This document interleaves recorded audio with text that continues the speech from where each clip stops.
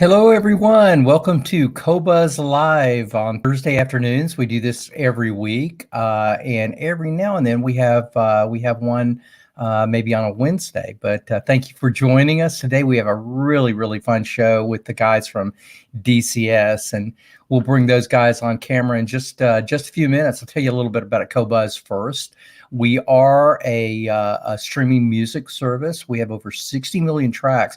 We started with about 40, and over the last couple of years, we've just as we've promised, we've added more and more, and you'll continue to see more and more come out on Qobuz. We are getting so many recordings every single week, just hundreds, and a good 75–80% of those are in high resolution.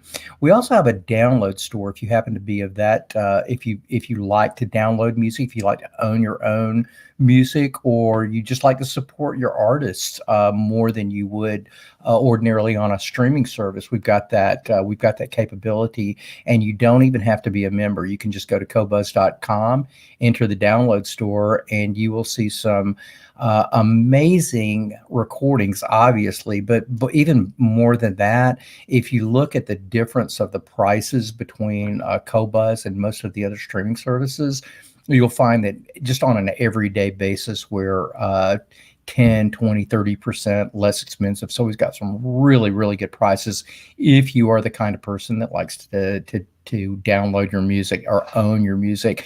If you really look at it by contrast, these days, you could buy an album for not much more, a high-res album for not much more than you could do so in like an Apple, certainly less than many of the download sites, or most of them.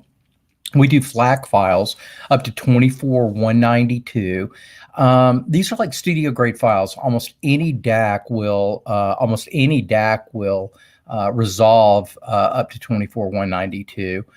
So you don't really have to jump through a lot of hoops to enjoy the finest that Qobuz has to offer.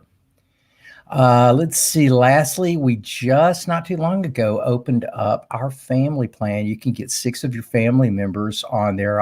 Full disclosure, you do have to be under the same roof, but as many people as you've got under the same roof, you guys can all sign up for about $25 a month, which is a killer price. So you could be getting high res, for $4 or $5 per person. You guys see a lot of this on the social channels and just informational channels a lot, that people can't hear the difference between standard and high res audio. I think that is just the craziest thing that I've ever heard in my life. You've absolutely got the ability to hear high resolution audio compared to a standard or an MP3 version.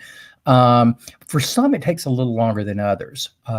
You'll see groups like Spotify put up 3 tracks, and first off, they're kind of very similar in recording anyway, or fairly highly compressed, and you'll find that switching between the 3 in a moment like this, many people can't tell the difference. But with the family plan, this is what I'm really loving about it. I've turned my son and daughter onto it. They're 17 and 18 years old, and now they've had Qobuz for a couple of years. So at first they were going, "Dad, Spotify sounds exactly the same." So you try this with your kids, and then ask them to switch back to Spotify in 6 months and see if they say the same.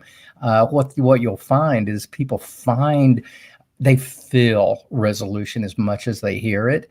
And once you start really getting used to a higher resolution product, it is really tough to go back. So in 6 months, go, okay, well, now let's listen to the difference. And I think what you'll find is the same I found with my kids. They're going, well, hold on, something's different.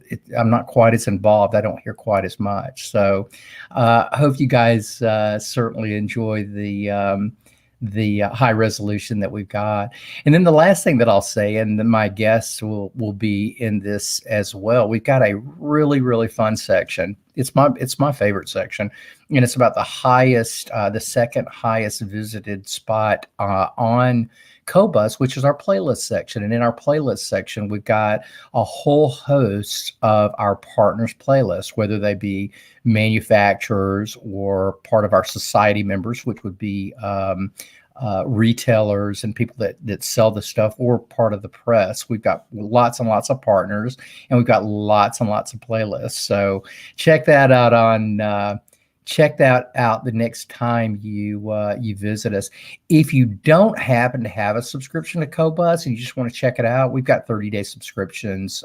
Just go to qobuz.com and you can check out the dCS playlist, the one that we just published for these guys, or a number of our other partners.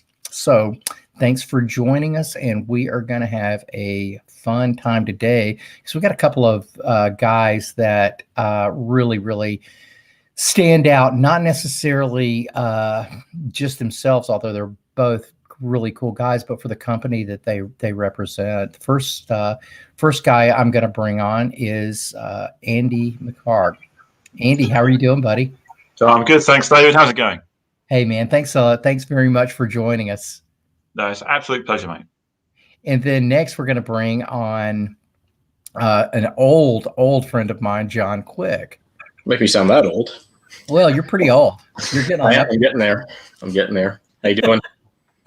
Well, the bad part is we've like known each other a long time, and so we're both kind of a couple different lifetimes. We've got some really fun commonalities in our past that I'm not sure that they'll come up today, but if they do, great. I got to meet Andy about, I guess it was like 6 or 7 years ago. Andy, you weren't gray, and you had, like, your hair was like a good bit longer than it is now. You looked a good bit more hippie-ish than you're looking now. I got my hair cut especially for this, David. You're looking very corporate, my man. Very corporate. Cut all the dark bits by accident, I think. So, just so that our audience can get a good idea of what you guys do for the company, just tell us a little bit about your responsibilities, Andy.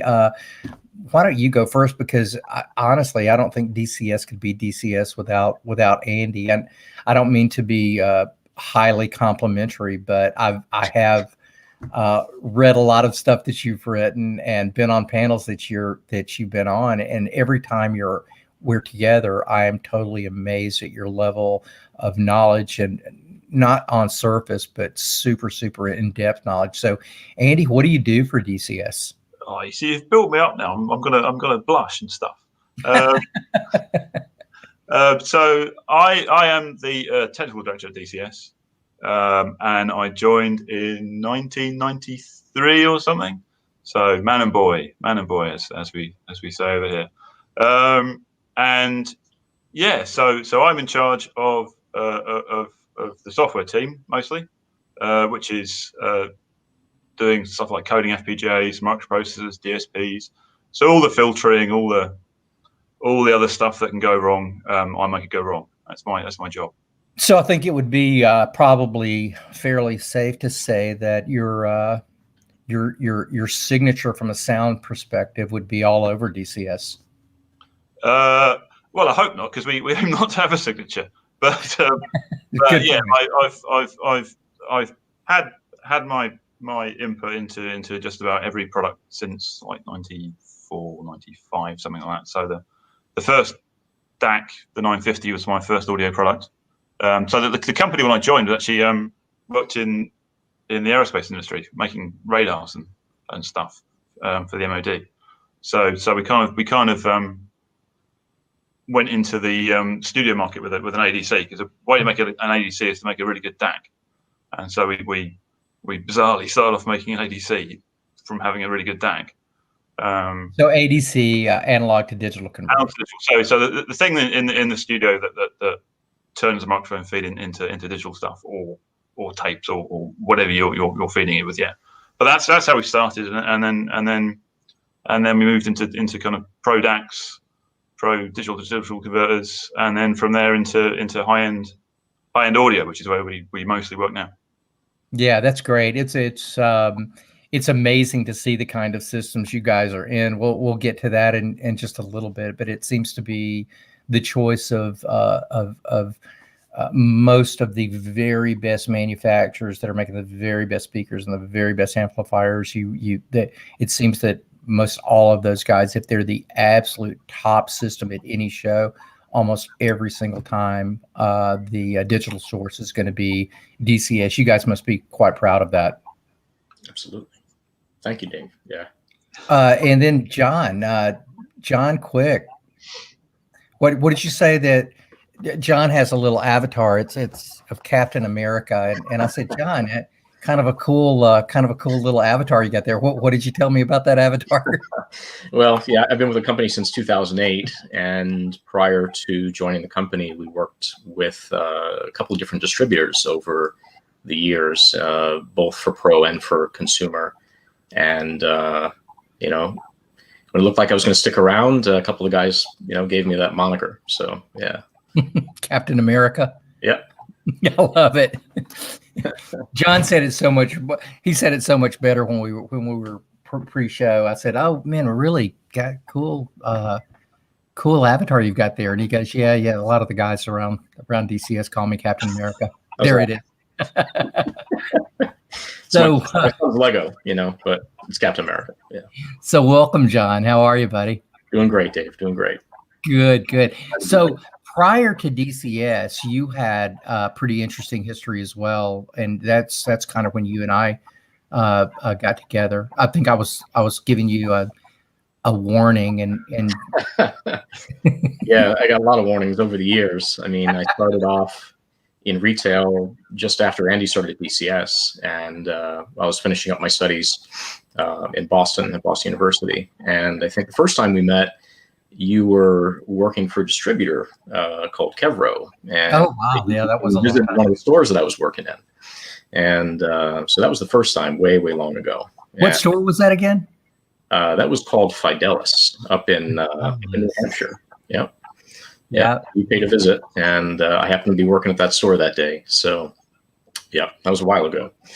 And since then, through working about 7 years in retail, and then ended up getting a couple of jobs as national sales manager, and that led me to start my own sales and marketing consultancy, which is how I got involved with dCS. So initially in 2008, when we first started working together, I was helping out other companies as well. And it's been now 6 years that I've been 100% dedicated and only flying the dCS flag. So yeah, I love the team. We should have probably had Jesse on as well, but John works with one of my absolute lifetime best friends, Jesse Luna, who is a character in his own right, and he works side by side with John in the United States. So both of you guys, welcome. Thank you both for joining. Before we get too far into this, there may be a couple of people out there that don't even know what dCS is. I would find it really hard to believe, but we've got a really, really wide audience, and a lot of our audience are strict music lovers, more music lovers than they say are gear lovers. And as soon as we start this, my dog, Maximus Dogamus, starts going crazy, he's probably saving us from the mailman about now. But just in case there's a couple of folks that don't know what you guys do and what you bring to the table, could you just kind of give us a little bit of a lowdown on the products that you sell? Yeah. Andy, do you want me to do that? And you do that, Joel. Technically, yeah. So you do the products, man. All right. Well, the range is actually fairly compact. There are 3 models. We happen to have a convention where we name them after mostly classical composers. So we've got a product at the top end called the Vivaldi, after the composer Vivaldi, of course. And that's our reference system. It can be up to 4 boxes that separate the various aspects of digital audio reproduction. So it's a statement system. It's very expensive. It's in the finest systems around the world. And that came out roughly 8 years ago.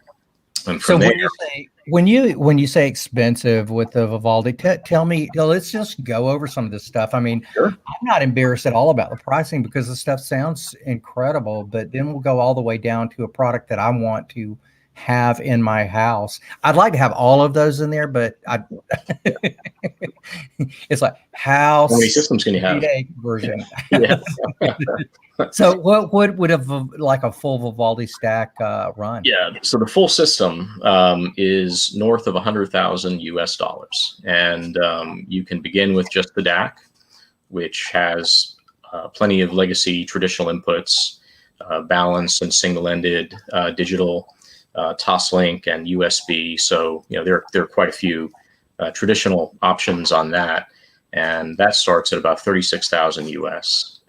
So again, it's meant to be state of the art, best in the world, and we've put all of our know-how into it, and have continued to upgrade it and improve it over the years, mostly in software, which Andy can talk about a little bit. So that's our flagship system, and from there, the challenge was to take everything we learned, and that benefited from two generations of other home products and everything we ever did in Pro. So, you could kind of think about it as over 20 years worth of development going into making a statement product. And from there, we about 5 years ago, we introduced a product called Rossini. And the goal with that product was to take the Vivaldi reference system and try to pack as much of the performance into it as possible in one box. So with the reference system, you've got separate chassis for disk playback. You've got separate chassis for digital analog converter. There's sort of a D to D box or digital box, which is sort of a hub. We call it the upsampler, but it does more than that. And that's where you plug in, I guess you'd say, all your noisy sources. So computer, it's got network, it's got USB inputs. Again, other legacy sources are there. And you have a capability of doing sample rate conversion and some pretty nifty filters that Andy wrote to basically take some of the workload off of the DAC in the processing and improve the sound, because some of the filters that are done there are a bit more complicated than what's in the DAC maybe. And from there, there's a system clock, which is a timing reference for the entire system. In the Rossini system, we've got a DA converter that's got all of the streaming capability built in, everything in one box. And there is an optional Rossini clock, outboard master clock for the timing reference. So that product starts at $24,000, and there are a number of models in there, including disk playback solutions for people that still do that. The latest product is called Bartók, and that is effectively the last in this particular series, where we've taken Rossini and yet again tried to distill all the best things that we did in the other two products and put it in a much more affordable package. And that one today starts at $14,500. So, looking at the range going from $14,500 all the way up to, basically $115,000 for the full system. It's certainly not for everyone, but, put a lot into it, and the products are meant to be upgraded over time. And so an investment in a dCS product isn't static. It's one of the things that's one of Andy's charges is to continually poke around and see when new things are available, and when we make breakthroughs in R&D, what we can do to improve the products. And more often than not, it's a software update, which is simple to do but not simple to create, right, Andy? Very cool. There's a couple of things that you mentioned here that I really want to hit on. One of them is upsampling, because really we've been taught over the years, and I've done it myself, a terrible job. Andy, this would really be much more to you, but there's a lot of ways that we've been able to upsample and oversample throughout the years, and it's really gotten a horrible name. And I got to tell you, it had a pretty bad name with me in the not too distant past. I mean, I've listened to this rhetoric for years, and I've actually had experience with it. And so much of the time, when at least when I think about this, Andy, I think about the people in like the 80s and then 90s and maybe early 2000s that were taking a standard 1644 signal and smashing it up to 32 364 or 24 192 or 24 176 or whatever, not really considering much of the math. But can you tell us why you guys decided to start upsampling or oversampling, or could you just explain the dCS way and why that makes a difference, Andy? Oh, sorry, buddy. I've got you. Okay, now I'm going to unmute you now because I was getting some noise, so I muted you down. I apologize. But could you tell us a little bit about this? I just explained it all. I explained it all, and I was muted. It only took like that. All right, I'll do it. I'll do it slower this time. So I think I'm on record as saying one of my biggest regrets in my career is the term upsampling, which we invented. And so the history behind this is actually relatively interesting. So we used to make a thing called a 972 and then a 974, which is a studio grade bit of kit that could convert any sample rate into any other sample rate, right? So loads of DSP, really complicated, takes like weeks just to test all the permutations. But anyway, studio guys love it because it's anything, fix all these things. And then we found out about a year after we released it that these Japanese people were buying them and using them at home and saying it sounded better. And so we're like, well, there's no more there. There's no more information there than is in the recording. Sampling theorem is a thing. It's absolutely true. And so I think all the crap like Legato Link and stuff like that, where they claim to reconstruct stuff over Nyquist, is all rubbish. So the way we work at dCS is that if we don't understand something, it doesn't mean to say that it's not true or people are lying or imagining stuff. It means you're measuring stuff wrong. And so we started doing quite a lot of thinking about this. And as I say, the subjective feedback was that, well, you upsample it to 96, it sounds better, or 192, it sounds better. And being engineers, we're like, well, it can't do. There's nothing else there. But then you start thinking about how a DAC actually works. And so I should probably point out that all the upsamplers, apart from ours, do it wrong. Yeah, I mean, this is what we were talking about. There's so much of this stuff that was just a marketing thing, right? It's like we're Americans, and 2 is usually better than 1, or we think 96 right? is bigger than 44, so it must be better. So it when you start doing the sums, then actually the 44.1 sample rate is right at the lower limits of quality you can get away with. And that's because Nyquist is a 22K, human hearing stops at 20K, very narrow transition band. And so trying to do all that filtering inside a DAC is problematic, if we're honest. So if you do it in a different box, you can do it better. Now, so we did it by doing a thing called synchronous upsampling.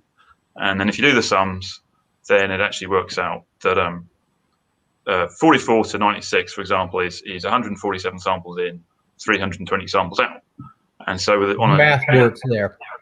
Hey? The math works there. The math works there. And so what we do is we know we've got 147 coming in. We need to generate 320. So we know exactly the transition band. We know the ratios. We know everything. And so we design a filter at great cost and expense and lots of difficult sums. And that's how we do it. And so for 44 to 96, there's a filter. For 44 to 192, there's a different filter. And they're all tweaked by hand and stuff. Now, when people started saying, this stuff sounds really cool, they realized you can get these things called ASLC chips, which are Cirrus Logic make them, TI make them. And they're really like kind of designed for you've got 2 things and you can't clock them together for whatever reason. So internet radio or something like that. And so they measure the input and the output ratio over time. And they calculate the filters on the fly. And they haven't got enough room in them for the infinite number of ratios that you've got there. And so they estimate. And they do not a bad job. But if you actually look at the measurements of those things, then at about a kilohertz, everything looks great. But as you get closer to 20K, you get all manner of crap in the bottom band. And so it's all it's all, knowing how to do that properly. And so I think that's kind of DCS's approach to most things. Isn't just throw loads of money at it and unobtainium and stuff like that. You work out what you need to do, and you do it better than anybody else. And that's our philosophy. So I got my hand slapped not long ago by Jesse Luna. We were talking. Someone was asking about upsampling, or do we upsample our files? And I'm going, no, we don't do anything to our files. When they come in at 1644, we stream them at 1644. And someone asked me, and I didn't bother getting the context, which I should have gotten. He's going, well, what about us upsampling? And my answer was the same as it's been for most of my life, having experienced not real good upsampling. It's like, leave it alone. Don't just leave the math alone. If it's 44.1, be done with it. Listen to it at 44.1. If it's 96, listen to it at 90. Whatever it is, it is. Don't mess with the math. And then after my live stream, which I got to tell you, I was quite embarrassed about, Jesse called me up and gave me about a 4-hour lesson on how to upsample correctly. And it was so interesting. He actually showed me how to do it in Rune, which actually, if you just do the doubling in Rune, it sounds really good. I mean, I hadn't done it myself in years. I had, just like many people, I had heard what I had heard, and unfortunately, I had my cognitive dissonance took over. It is what it is, right? And it's not very good. So that's what I said from then on out. Not until long ago did I even realize that you guys were doing it in the way that you were doing it. Because when I go in and hear a DCS system, like most systems, it's never about tell me all about what's under the hood. Honestly, I really don't much care. What I really care about is when I sit down and listen to it, does it make goosebumps? Does it make me want to cry with the right song? Does it make me enjoy things more? And honestly, every single time I've heard a DCS system, I could answer that does happen. And I'm not alone in this. So I don't want this to sound like a marketing thing, but most of the major reviewers, the very best audio reviewers that I know, they've just bought this stuff. It's like almost all of them to a T own your gear. To me, that says a lot. I'm sure there's a percentage of the audience that's saying, for the price we ask, it should be that way. Well, it really should be, right? But it is state of the art. When I buy the very best sports vehicle imaginable, when I want to take a power turn, that baby better be with me. When I want to make a power turn with DCS, it is absolutely with me. And I've got a really exciting thing coming in soon. Jesse's about to send me a Bartók, and I have been dying to hear a Bartók in my system. So I've got some pretty nice little DACs, but I've got some really, really good systems here, and I'm planning on placing it in 2 systems. The first one I've got just right in front of me. I've got 2 6-foot Martin Logan panels with 4 8-inch subs with, I think they've got about 400 watts. The panels have got about 5. And then downstairs, I've got one of the new Gail Sanders Icon systems. So I'm really dying to check it out on both. And we're going to be writing a review on the Bartók. It won't be like a stereophile or absolute sound review. This is going to be much more of an emotional review. We'll talk very little technical because, like I said, I don't really care. The only thing that I care about is, at the end of the day, what does this thing make me feel like? Very, very similar to, like I say, when I buy a car, I I'm going to get this thing on the highway. I'm going to put my foot in that carburetor or those fuel injection, and I want that thing to perform. I don't much care what kind of rings they're using around the lifters. I don't care about the technology. The only thing I care about is how is it going to make me feel. This is one thing, but if someone, the cool thing about your company is if someone is more curious than me, I've found that you guys have got those kinds of resources. You've got Andy, and you've got you, and you've got Jesse. These people aren't just, hanging out and playing music all day. These guys are all very, very tech savvy. That is the goal in the end. I mean, one of the things we're proud of is a bit of an echo, sorry, is that by getting things right, no matter what you play, you can enjoy it. You don't have to just seek out the only high resolution or audiophile recordings. I mean, the whole goal, in my view, of investing in anything for better audio performance is to enjoy the music you love. If you can't do that, something's wrong. So by getting what we do right, that helps you enjoy anything that you want to listen to quite a bit more. Even if it's not a stellar recording, you'll hear it better than you ever will any other way. Yeah, I couldn't agree more, Andy. So I don't know how you did this thing with the Bartók. We've heard it. In fact, we've used it in our booth at Qobuz quite a few times, maybe 4 or 5 times. I think the last 4 or 5 shows that we ended up doing, we were using the Bartók, because what we'll do at shows is we'll have a couple of our folks working a table, and they'll have a lot of really good D to A converters lined up, and some really, really nice headphones. And we make it as personable and as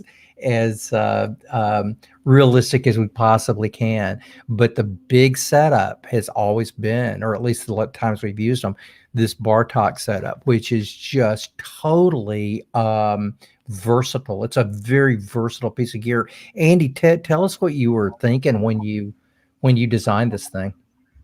So the Bartók is quite an interesting one, because so we had a product called the Debussy that we that got long in the tooth, and so we decided to replace something in that market segment, and at the same time we thought we'd dip our toes into the head-fi market, and so we thought, Rossini's bloody good. Can we make one of those but a bit cheaper, or maybe put a headphone output in it? And so, being dCS, we went away and cut out the things that are expensive, but perhaps not vitally important. So, I mean, Rossini, for instance, has got a very nice sculpted fascia that's very, very expensive to make. And so I suppose one thing that to probably point out is that we don't ever downgrade a product's performance because it's embarrassing. It's embarrassingly good, for example. We just make it as good as we can with the constraints that we have. So Vivaldi is like pretty much no cost constraints. Rossini are, some cost constraints, and Bartók is like, oh, bloody hell. And so so one of the interesting things about going into the head-fi segment was that everybody with Debussy said it was way too small and unimposing. And so we made the Bartók bigger, more imposing, and had a nicer knob on it. And so the first thing that everyone in head-fi says was, that thing's way too bloody big. What are you doing, you fools? And like I say, that's quite irritating when you've got to all this trouble to make this bloody thing. But the Bartók, again, the headphone stage in it is work done by Chris Hales, my very good friend and partner, and he's knocked it out of the park there. And so it's class A balanced headphone amp things, very, very nice. And so so the head-fi market is much different, and we're still learning about that. And like just the range of impedances you have to drive with a headphone amp is just mental. I mean, so you've got your little IEMs and you've got something like as far as, and trying to drive both those things with one amp, it's difficult. But fair play to Chris, he's pulled it off. Yeah, we haven't run across anything that these things won't just drive the heck out of. And I do want to go. Matthew Guthrie's got a really cool question, but I'd like to make that a little bit later on in the discussion. And Matthew, we will definitely get to this question, but before we do, I want to just talk a little bit about. Look, we've kind of gone through this series and we've talked about how expensive this stuff is, but now I do want to take a little bit of a dive under the hood. How do you guys make DACs just really very much different than most people make them? In fact, what a lot of companies put on a chip this big, you guys, it's like a whole circuit. So I'd like you to talk a little bit about your ring DAC technology that you guys have been, really kind of working on forever, and why you think this sounds better than, say, a chip that would be maybe a 1/16 of the size of this board here. Yeah. So the ring DAC is actually kind of the thing that the company was set up about by Mike Story in like 1987 or something. And yeah, the problem with a chip DAC is that, well, it's a chip and it's not programmable. You can't make it do anything else. So any foibles or bits you don't like, you're stuck with them. So what most hi-fi manufacturers do is they just take the reference design, let's say Sabre or Burr Brown supply, and they put that in a fancy box and sell it for a lot of money. So the ring is what's called a dynamic element matching DAC, which I know is very boring. So the thing you see here, the kind of two things in the shadows are little FPGAs, and we have FPGAs everywhere because that's what I do. So it keeps me in a job. And so you see there's a big array of latches. And so the way the ring DAC works is that data comes up after it's been processed the hell out of by the FPGA on the control board, and then we turn on a set of latches to correspond to a code. Latches you could also call current sources. Current sources, yeah. Yeah. So yeah. It's a latch and resistance as a current source, yeah. And the FPGA turns them on and off very, very quickly, and using some really quite mind-bending algorithms to work out which ones to turn on and which ones to turn off and which ones to stay on. It keeps me up at night sometimes. But the key thing is that is the DAC. And so the DAC is instantiated pretty much entirely in terms of what the mappers do in an FPGA, which is programmable hardware. And so a good example of this is that when did we do the mapper 2, John? Was that 4 or 5 years ago? Yeah, it was 2016. Yeah. And so we decided to revisit the algorithm and how it works, and we made it better, measurably better, and we issued that, and solidly better. Yeah. Well, I think David's very correct in saying that you don't care what's under the hood, and you're quite right not to care. At the end of the day, there's 0 point making something that's really clever and concentrates on something, but sounds like shit. I mean, it's why bother? You're just massaging your own ego. So so we always have. The R&D team will come up with a sometimes madcap, sometimes sensible scheme, and then we'll drive it through, and then the important bit of that process is that we then give it to people with ears. So right. And they go into our listening group, and they come back and they go, "Oh dear, Andy, you've not made a very good job of that one." But how long did it take you to design and finish that first circuit that you did with the ring DAC that you did? Well, it's actually 2 parts. I mean, just to be clear, the hardware and the software work hand in hand. Right. So Andy, I mean, in terms of the new ring DAC, which came out with the Vivaldi, so the one that we just showed, this is what, generation 5 hardware, Andy? Yeah. So this one, when Andy's talking about the latches and the FPGA, so the things in the forefront, just on top of where it says ring DAC, those are the field programmable gate arrays. So those actually run what gives the DAC its name, the ring. So the ring algorithm that Andy called the mappers, that's what tells the physical hardware which of these current sources, which of these latches are being turned on and off. So effectively, you're generating a really low-level electrical signal, and this is all coded by the music that's stored in the digital domain. And so the combination of a main processing board that this hardware is connected to, where Andy does some other magic there, that actually gets driven into the two FPGAs you see on the right and left sides, and those actually allocate. They basically generate a signal in the current sources, in the latches, and all the rest of the hardware you see after that. Those are the mixing and filtering and amplifying stages. So effectively, if you think about the whole process, you're going from digital code gets processed, it gets put up to these FPGAs, they work at a very, very high rate, and you're generating a very low level signal that's mixed and amplified, and that's how you're able to listen to music from all these ones and zeros, in the digital code. So just want to clarify that for anyone that wanted it explained a little more thoroughly. So yeah, no, that's great. And I was really being facetious when I said I don't want to know what's under the hood. In my car, honestly, I don't want to know what's under the hood. In a DAC, yeah, I do want to know what's under the hood, because I've actually been pretty close to the design of these things, but never to the degree of what you guys are doing.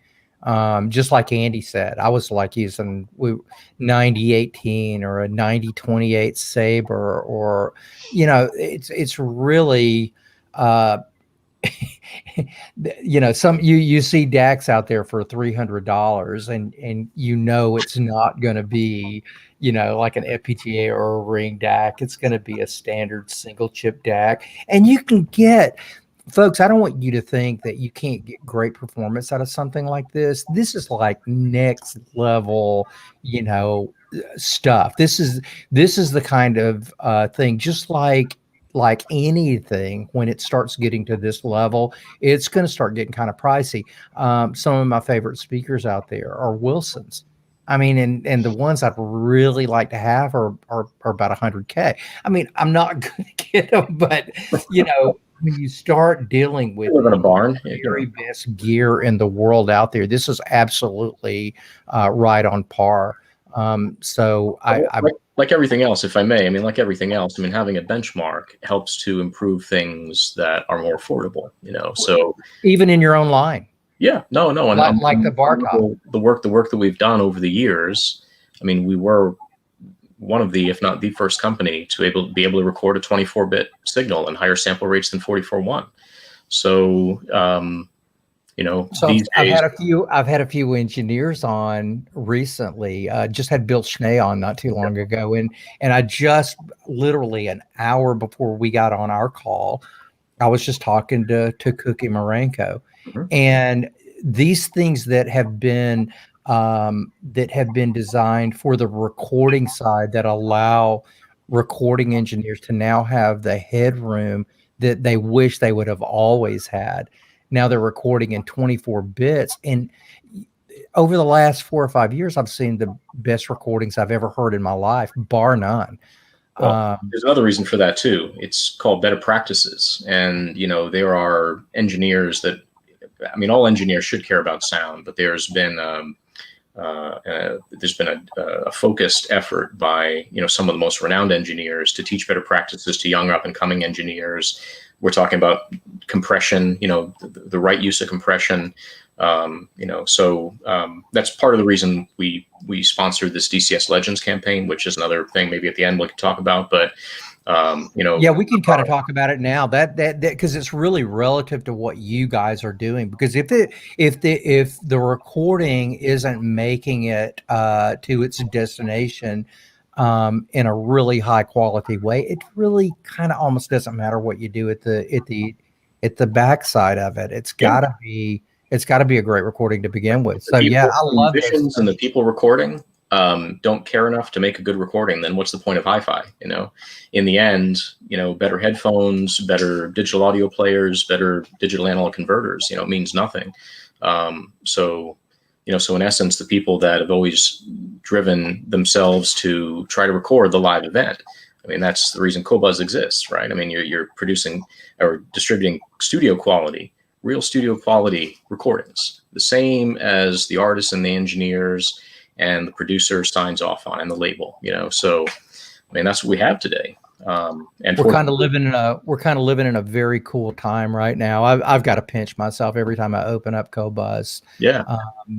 There's just so much stuff there, and like I say, about maybe 70, depending on the week, 70 to 90% of the recordings that we're getting now, the new recordings, are all coming in. You can't even get 1644 again. Yeah, it's at least 20. And there's no reason to, unless it was just recorded that way to begin with, right? Right. So yeah, that's a great explanation. We've got kind of just a bit of an example just for people that don't know what kind of systems these things are going in. I think this is actually at dCS, correct, guys? Yeah. That was a big project. This is your reference system, Andy?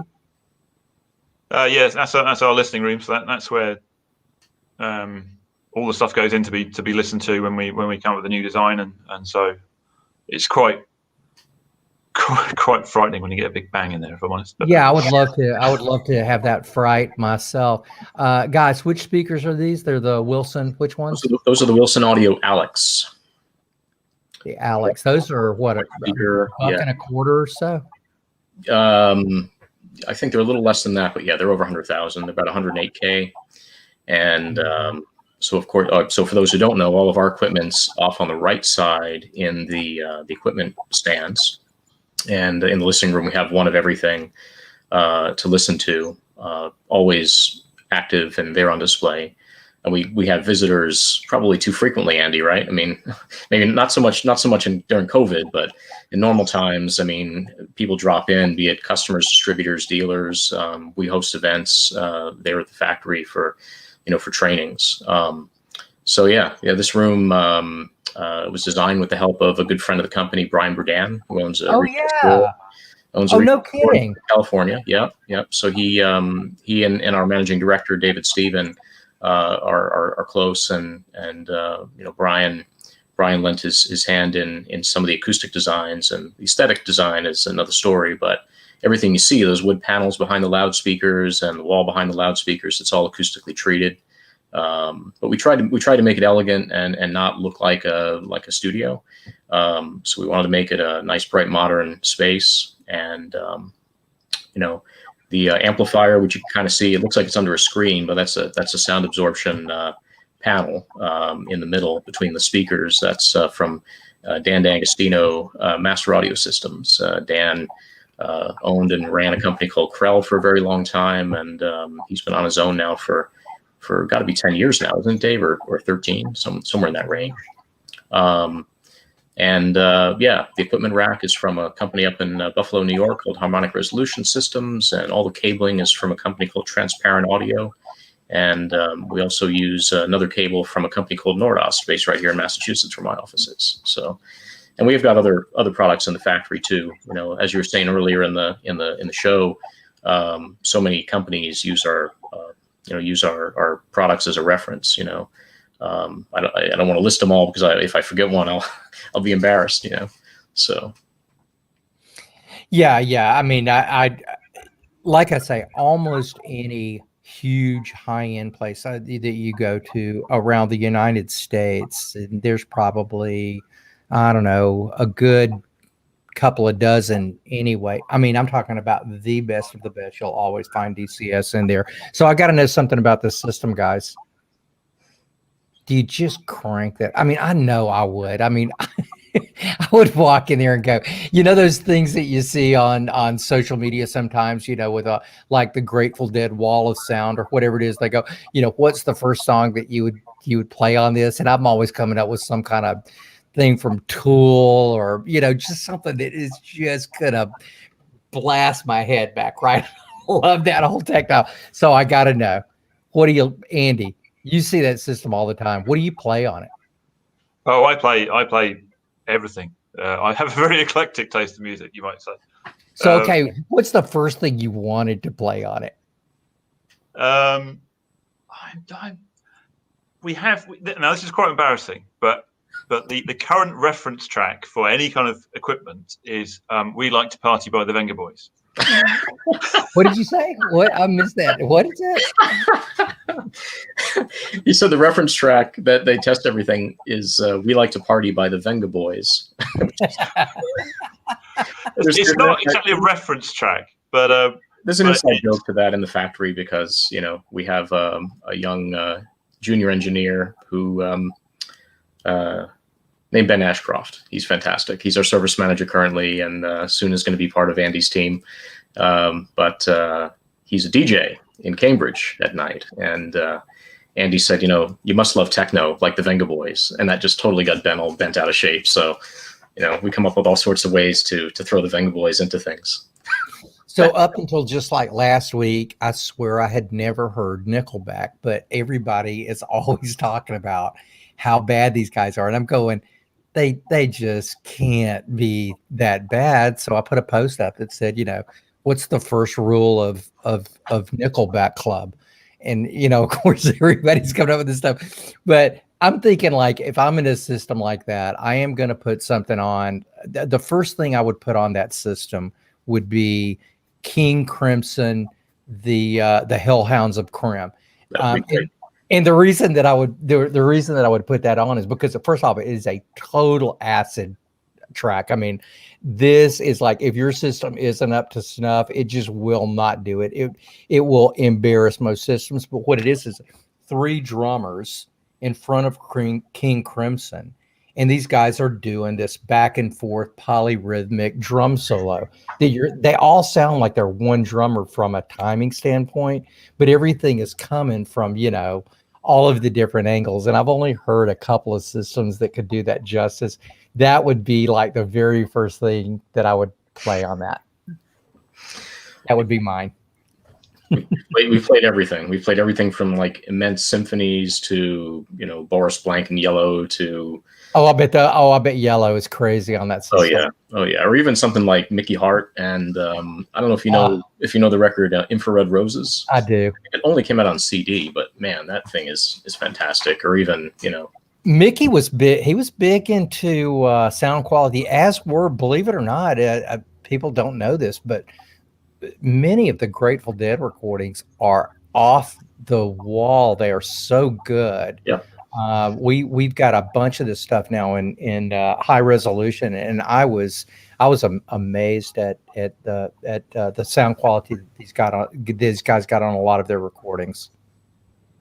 Across the board, we're in a really good time for that, Dave. No question. So I'll let you guys know what I think about the Bartók when I get it, which you kind of already know anyway. But we'll do a little write up on it, and I'm going to have a fantastic time playing with this thing. We're kind of coming up on the end, and I wanted to mention one thing that I hadn't mentioned before, which was we had the Coltrane gang on last week, as I was telling you.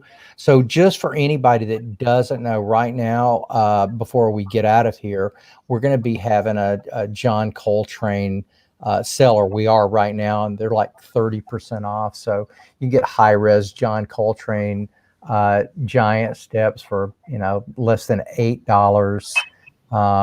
My favorite thing for less than 10, old Coltrane for less than 11. So just a lot of really, really good sales coming up on or that are on right now on the John Coltrane stuff. And also the last thing that I'll mention, at least from our side, is that dCS has got an absolute wonderful playlist. Go to Qobuz and check it out. It's very eclectic, but John and Jesse, the American team, put this playlist together for us, and they're going to be adding to it fairly frequently. So go back and check it out. In fact, we've got, like I said, a lot of our partners on our different playlists. So, check those out as well.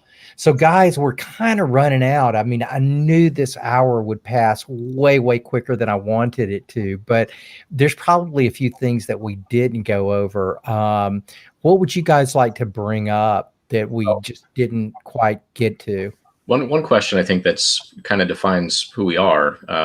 The viewer who wrote in, Mr. Oh gosh, we didn't answer that. Yeah, let's bring that comment back up, because this is a huge one. Thank you so much for bringing that up. And maybe Andy would be a good guy, or John. You guys take this. Where does dCS fall on the issue of dCS versus PCM for best sound? They're both great. They're both great. We happen to be the first company in the world to make a DSD AZ recorder, and the world's first company to make a 96K AZ recorder and DACs and stuff. So we the nature of our platform, which is FPGA based, means that we actually beat Sony out to make the first kit that could do it.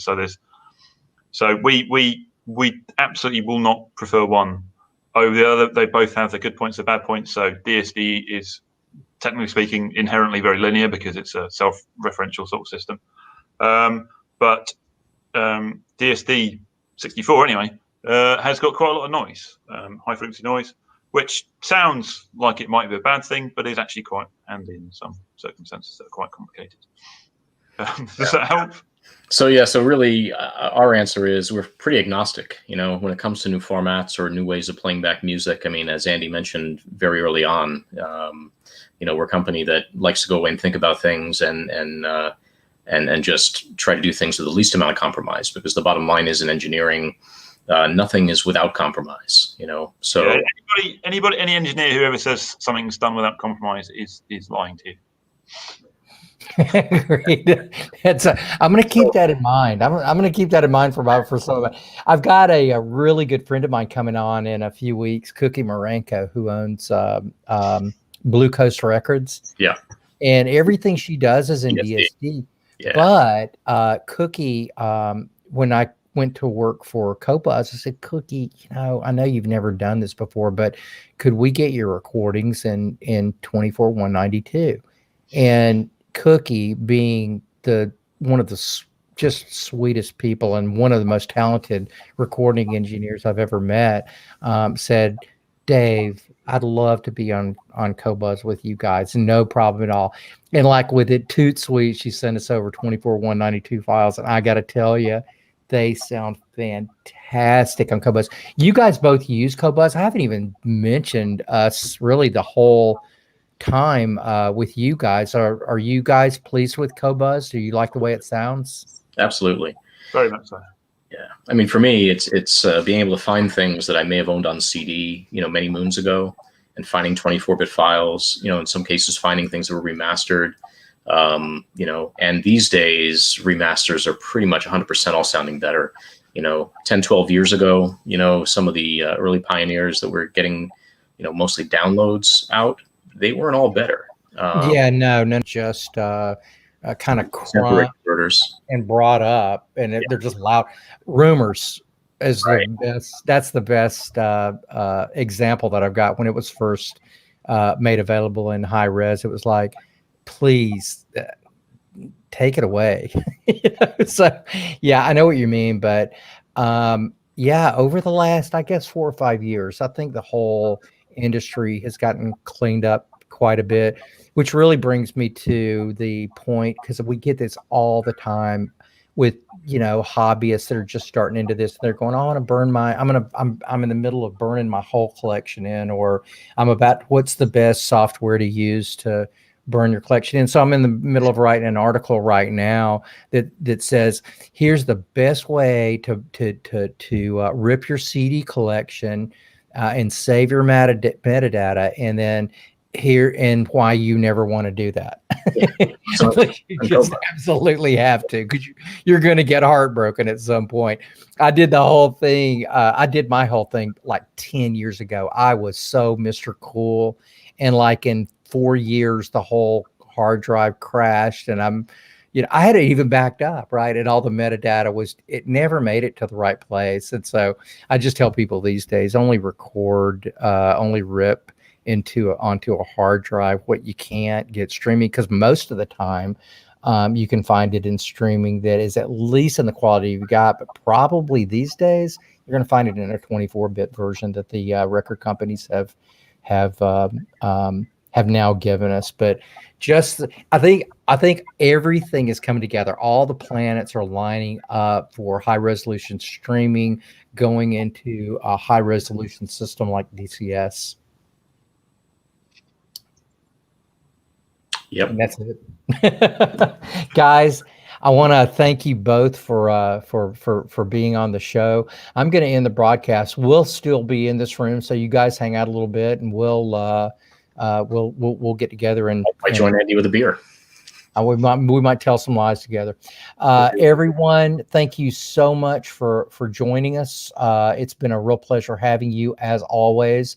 We'll be back next week, and I'm trying to think of what next week is. I can't even remember at this point, but it'll be a fun show. We've got the shows lined up for about the next 5 or 6 weeks. So check back with us on social and find out what those were. And once again, thank you very much, everyone, for joining us, and we'll see you next week.